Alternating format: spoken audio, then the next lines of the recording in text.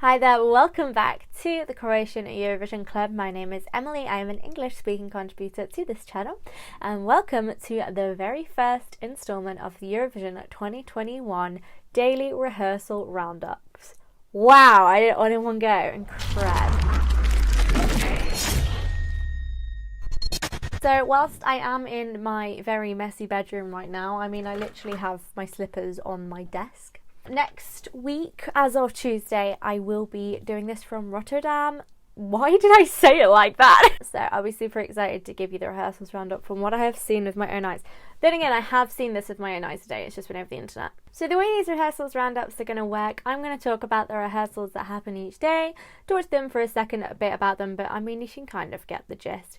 And then we're just going to have a look at some of the opinions on them of the team here at HEK. I'm only going to do half of our opinions because there are 6 of us and there were 7 performances today. So I'm only going to do 3 of each, and you can find the other 3 in our article on our website. We also do a daily rehearsal roundup in article form, and that will have the other half of opinions over there. So to quickly run through our team, we've got Ante, who looks after our Twitter, David, who is a master editor, me, right here, Josip, who looks after our Facebook and Instagram, Lana, who also looks after our Twitter with Ante, and Teddy, who is our website writing master. So today's rehearsals were the first half of semi-final 1 performances. So Lithuania started off our entire Eurovision rehearsal season with Discotheque. They kept their performance really, really similar to the national final. Obviously all of the yellow. I think actually the outfits might have stayed exactly the same. Yeah, I can't seem to notice any difference. So they kept it very, very similar choreography. There's a little bit of difference in the camera work. That was super fun. But in reality, it was very, very, very, very, very similar to the national final performance, which obviously went down really well. Like, they won and everybody loves it. So, I think it's a strong tactic there. Ante really, really enjoyed it. He thought that they were super engaging with the audience, and he really, really enjoyed their choreography and the camera angles. He said they were on point. As for me, I think actually more of my review that I'm just reading here was more about the press centre, the online press centre. There are a couple of technical difficulties at the beginning of the day. There wasn't sound for one of them, and then one time we heard sound and no video. It was interesting. But everyone in the comments was like, I can't hear sound. And then there was everyone else in the comments going, guys, it's privileged, not right. If they've got technical difficulties, it's not their fault. Leave them alone. I actually had a similar opinion to Ante. I thought that the group really knew how to connect with the audience at home. I thought the camera work is really enjoyable.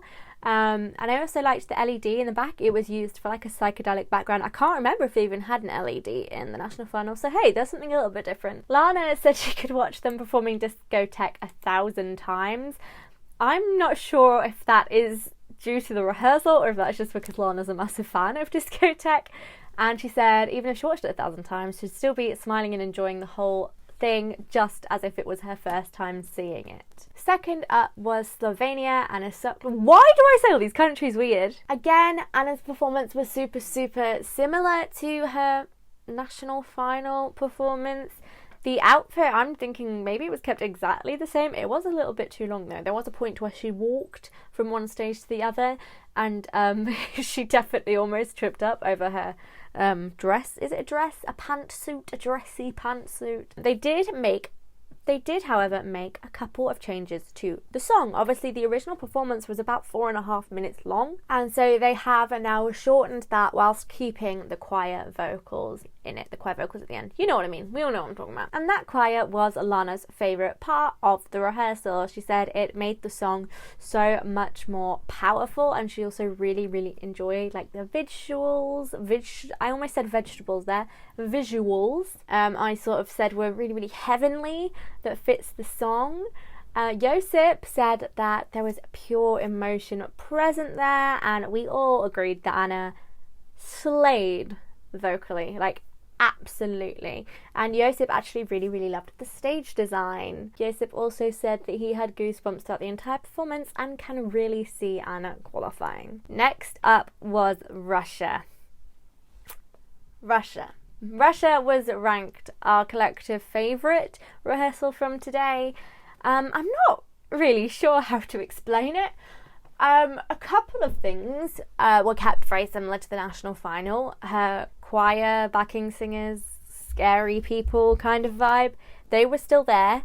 They were still having fun together in the same sort of diamond square stance. I would say the extras that were added to elevate today's performance, as you would have seen in the pictures, was the traditional, maybe it was traditional, I actually don't know if it is, it just looks very traditional, otherwise why else would you wear it, dress, which kind of imitated a Russian doll. What's funny is that when she was walking around in that, it seemed a bit too smooth, almost as if she was on like a hoverboard, and Lana actually said she was a bit confused with Manizia on wheels. Lana also said that Manizia was lifting us all up with her stage presence, which I totally agree with. She was so full of energy. It was amazing. Teddy thinks that this was a good rehearsal overall and was an elevated version of her national final performance. Another thing that had been changed was the use of the LED screen behind. Obviously they did not have that in the national final, and that had sort of videos from fans and empowering messages, and it was just really awesome.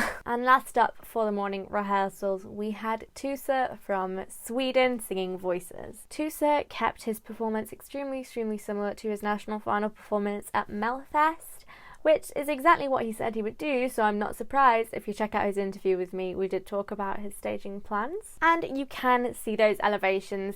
There is a new outfit, which I think is completely awesome. I love it. I kind of want it. But everything, including sort of LED, the choreography, everything is sort of kept the same. I'm not actually sure what happened with Tusa, but I don't know, he got some surgery or something. So his vocals are currently healing, his vocal cords are healing.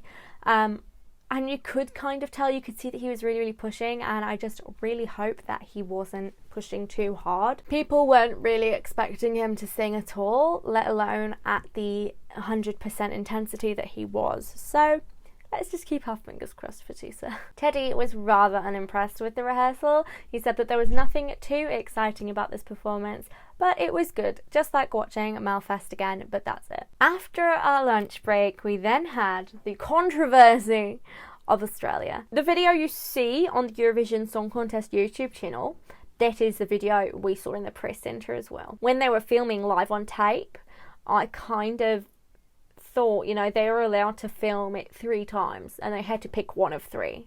And I kind of thought that we'd see the other 2 or one of the other 2 as the rehearsal, or I thought that we'd see like a behind the scenes sort of like a vlog style or documentary style, like some sort of special actual like behind the scenes video, not so much like a montage, like a here I am rehearsing blah blah blah blah la technicolor. I expected to see them rehearsing for the live on tape, or see one of the ones that they didn't use. I don't see why they didn't submit this. I don't know if it was the EBU or if it was the Australian delegation. I do not know who that was. But it was just a little bit strange, because in the press centre and all the rehearsal schedules and everything, it was scheduled. It was scheduled in half an hour section, montagne behind the scenes of the live on tape shoot. All we know is that she's got 4 dancers and had a new outfit, which Teddy said he liked. Our penultimate rehearsal of the day was by Vasil from North Macedonia singing Here I Stand. I'm a huge fan of this song and I hyped this up. I actually expected little to no staging from North Mac. I really just thought it was going to be him standing there singing. But he actually surprised me. He sang, firstly, incredibly. The high notes he did leave out to save his voice, but you know, it's a rehearsal, that's very fair. And he sort of had like the inside of his body glowing. Obviously it was like CGI, but it was like golden and like held the power, and it's like wow, it was like Elsa, but with gold spirit. Which caused Joseph to make the comment, North Macedonia really is a golden country, eh? Things then get interesting, and he rips off his all black suit, which is why the gold looks so good, really, and unveils a disco plated shirt in Dotter style.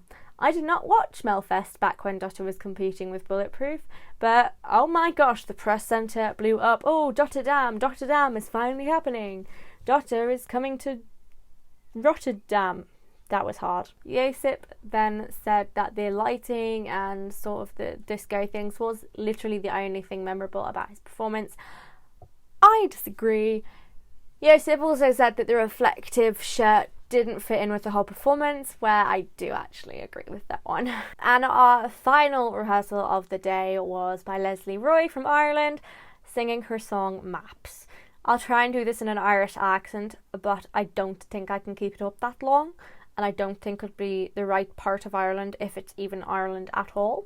I don't really know what to say about Leslie. I'm just going to read the reviews by Josip and Lana word for word, and hopefully that will give you an idea of what happened.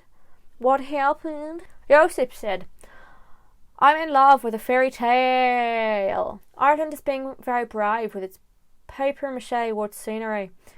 The studio version of Maps is really, really good. However, the live performance doesn't even come close vocally. She has a great stage presence, but the whole execution of the stage action has to be improved. Lighting is also an important aspect they forgot to perfect. If she could improve these things, I know she would be a sure qualifier. But if it stays like it is now, I'm honestly not sure. I like her outfit and the hint of a gold background during her long note, and that's pretty much all there is to say. Ireland, please improve so we can see you in the final. Ho ho! I don't think I quite realised how savage Josip was today. Yikes! And then we have Lana. Lana says, we know Leslie can sing, but I think today she was more focused on the staging because it's very complex. However, I'm not that positive about this, though I hoped I would be. She seemed distracted by everything that was happening around her. It is a hard task for every artist, I believe.